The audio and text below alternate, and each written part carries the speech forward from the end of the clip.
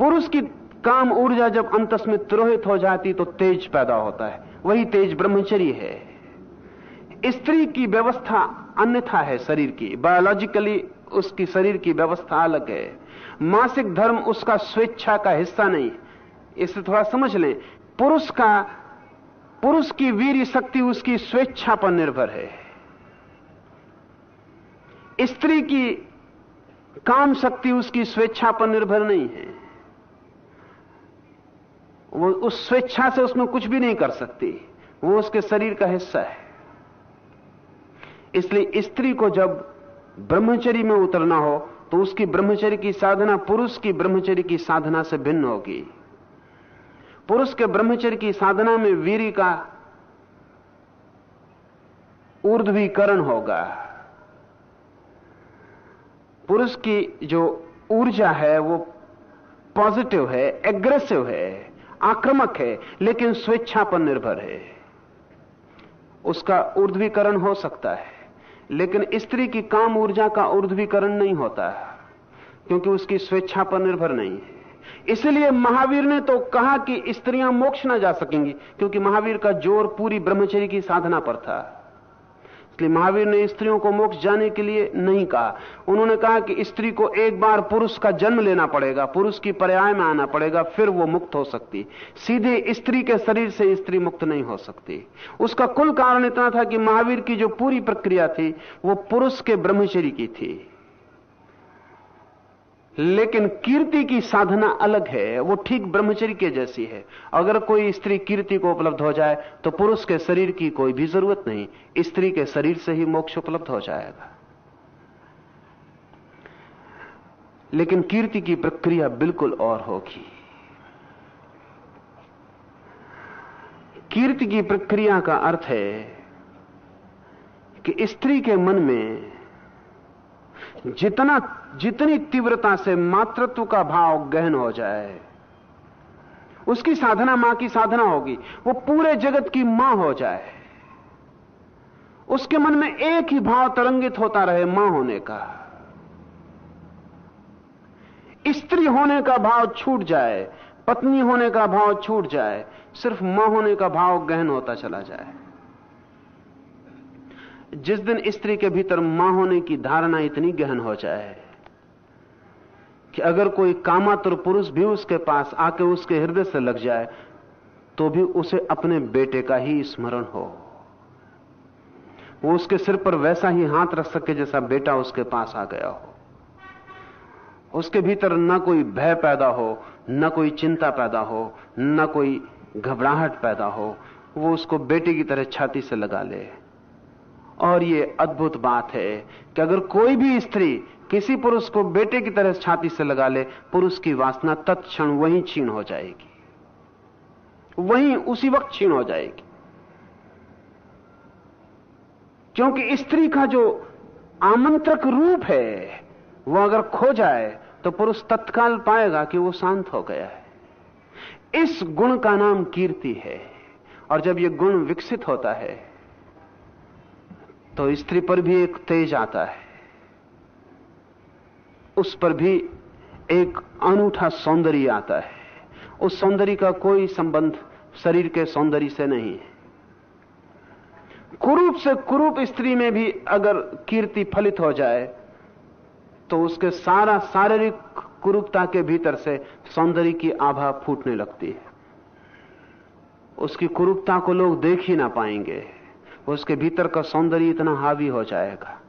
और सुंदरतम स्त्री को भी अगर कीर्ति ना हो तो उसकी सुंदरता ऊपर चमड़ी पर होती और थोड़ी ही देर में भीतर की कुरूपता दिखाई पड़नी शुरू हो जाती। इसलिए आज अगर पश्चिम में स्त्री पुरुष के बीच के सारे संबंध टूट गए हैं, दिन दो दिन से ज्यादा नहीं टिक सकते, महीने दो महीने टिक जाएं तो काफी लंबे हैं, साल दो साल टिक जाएं तो मानना चाहिए कि महान घटना है। उसका कारण सिर्फ इतना ही है कि सौंदर्य एकदम छिछला है। पश्चिम में आज सुंदरतम स्त्रियां हैं, संभवतः पृथ्वी पर सर्वाधिक सुंदर स्त्रियां हैं, लेकिन सौंदर्य छिछला है, स्किन डीप। जितनी चमड़ी की गहराई है उतनी सौंदर्य की गहराई है। और जैसे ही कोई व्यक्ति करीब आता है, थोड़ी दिन में ही चमड़ी के सौंदर्य के पार जो विराट कुरूपता छिपी है वो दिखाई पड़नी शुरू हो जाती। वही सारे संबंधों को छीन कर जाती और तोड़ जाती। कृष्ण कहते हैं स्त्रियों में मैं कीर्ति, श्री, वाक, स्मृति, श्री भी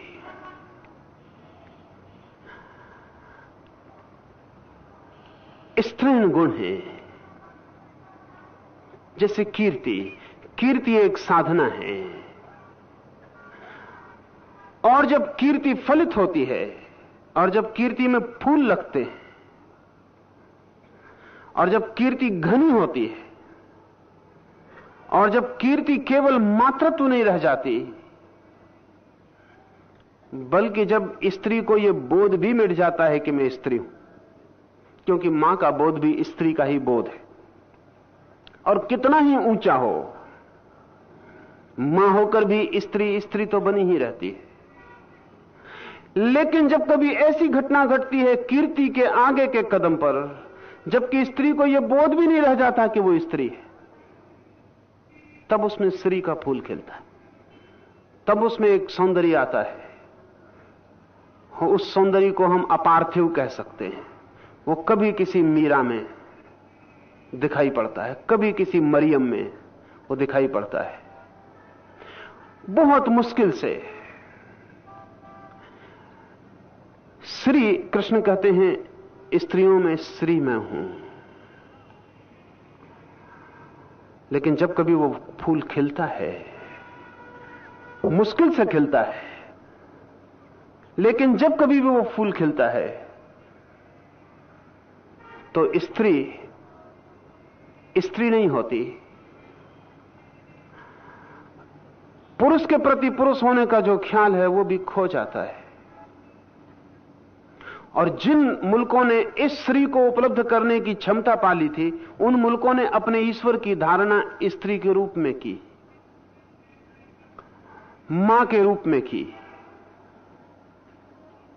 जिन मुल्कों में स्त्रियों की साधना इस जगह तक पहुंची कि इस आंतरिक आत्मिक श्री को उपलब्ध हो गई, उन मुल्कों ने अपने परमात्मा की जो धारणा है वो पुरुष के रूप में नहीं की। इसे हम समझें थोड़ा। जर्मनी अपने मुल्क को फादरलैंड कहता है, पितृभूमि। हम अपने मुल्क को मातृभूमि कहते हैं, मदरलैंड कहते हैं।